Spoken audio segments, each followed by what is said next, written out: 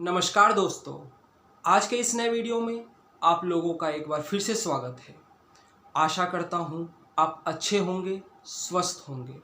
दोस्तों, इस वक्त पूरे अफ़गानिस्तान पे तालिबान का कब्ज़ा हो चुका है और अफ़गानिस्तान का कंट्रोल तालिबान के हाथों में ही है। लेकिन जो वहाँ माहौल है वो भगदड़ से भरा हुआ है।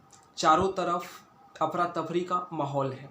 ऐसा इसलिए है क्योंकि अफ़गान नागरिक, खासकर वो जिन्होंने तालिबान के खिलाफ लड़ाई में यूएस सोल्जर्स की उन्होंने मदद की थी, वैसे नागरिक अफ़गानिस्तान को छोड़ना चाहते हैं, काबुल शहर को छोड़ना चाहते हैं और किसी अन्य देश को जाना चाहते हैं, क्योंकि वो नहीं चाहते हैं कि तालिबान उन्हें अपने कब्जे में ले ले। दोस्तों, बहुत से ऐसे देश हैं, खासकर वेस्टर्न कंट्रीज, जिन्होंने कि वहाँ पे एम्बेसी को क्लोज भी कर दिया है। लेकिन कुछ देश ऐसे भी हैं जैसे कि चीन, रूस, पाकिस्तान, इन्होंने अपने एम्बेसी क्लोज नहीं किए हैं। जितने भी कंट्रीज हैं वो अपने सिटीजन्स को वहाँ से रेस्क्यू ऑपरेशन में भी लगे हुए हैं। भारत सरकार ने भी एक रेस्क्यू ऑपरेशन चलाया और अभी भी वो चल ही रहा है और उसके तहत जो भारतीय नागरिक अफ़गानिस्तान में हैं उनको भारत वापस लाया जा रहा है। लेकिन दोस्तों, तालिबान ने कुछ ऐसे स्टेटमेंट भी दिए हैं कि वो भारत के मामलों में नहीं पड़ना चाहता है। जैसे कि उसने कहा कि कश्मीर जो है वो भारत का इंटरनल इशू है और ये जो प्रॉब्लम है ये भारत और पाकिस्तान खुद सॉल्व करेंगे, तालिबान बीच में नहीं आएगा किसी भी तरीके से। आगे तालिबान ने ये भी कहा कि भारत जो प्रोजेक्ट वहाँ पे कर रहा है अफ़गानिस्तान में, जो अधूरे हैं, उसको पूरा कर सकता है। तालिबान को इससे कोई दिक्कत नहीं है। इसके अलावा उस तालिबान ने ये भी कहा कि मतलब जितने भी कंट्रीज हैं जो वहाँ पे एम्बेसी को क्लोज कर रहे हैं, तो वो दुनिया को ये भरोसा दिलाना चाहता है तालिबान, और वो ये कह रहा है कि किसी भी राजदूत को किसी भी तरीके का कोई खतरा नहीं है और एम्बेसी क्लोज करने की भी ज़रूरत नहीं है। तो दोस्तों, यहाँ पे सवाल ये बनता है कि क्या भारत को तालिबान के इन बातों पे विश्वास कर लेना चाहिए?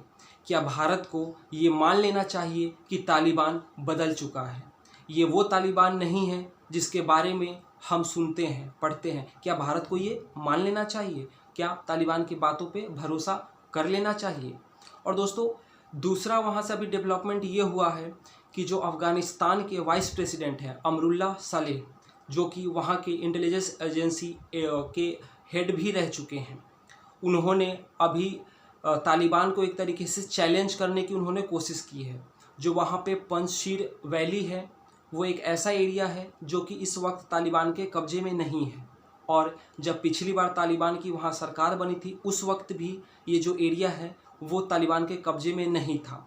सो वहाँ पर उन्होंने कुछ और जो वॉरलॉर्ड हैं उनकी मदद से उन्होंने ये कहा है कि इस वक्त क्योंकि अशरफ गनी देश को मतलब छोड़कर भाग चुके हैं, तो उन्होंने कहा है कि as per the constitution of Afghanistan, जब राष्ट्रपति रिजाइन कर दे या फिर उसका डेथ हो जाए या फिर वो देश छोड़कर भाग जाता है, तो उस ऐसे कंडीशन में जो अफ़गानिस्तान का वाइस प्रेसिडेंट होगा वो केयर टेकर प्रेसिडेंट होगा।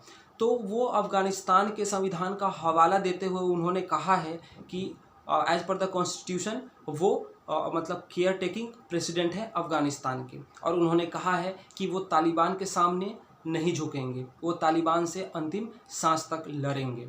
यानी कि वो एक गुट तैयार कर रहे हैं जो तालिबान विरोधी है, जो तालिबान के खिलाफ लड़ेगा। और दोस्तों, ख़ास बात ये भी है कि अफ़गान जो नेशनल फोर्स थे उनमें जो ताजिक थे वो अपने इक्विपमेंट्स के साथ जो वैली है वहाँ पहुँच चुके हैं, पंजशीर वैली में, और जो माइनॉरिटीज़ जो लोग थे वहाँ पे कुछ लोग वो भी उस वैली में पहुँच चुके हैं।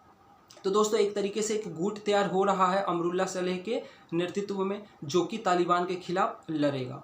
तो दोस्तों, सवाल ये भी है, क्योंकि अमरुल्लाह सालेह प्रो इंडियन माने जाते हैं, वो भारत के बहुत करीबी माने जाते हैं, भारत के मतलब आप एक तरह से कह सकते हैं कि फ्रेंड माने जाते हैं।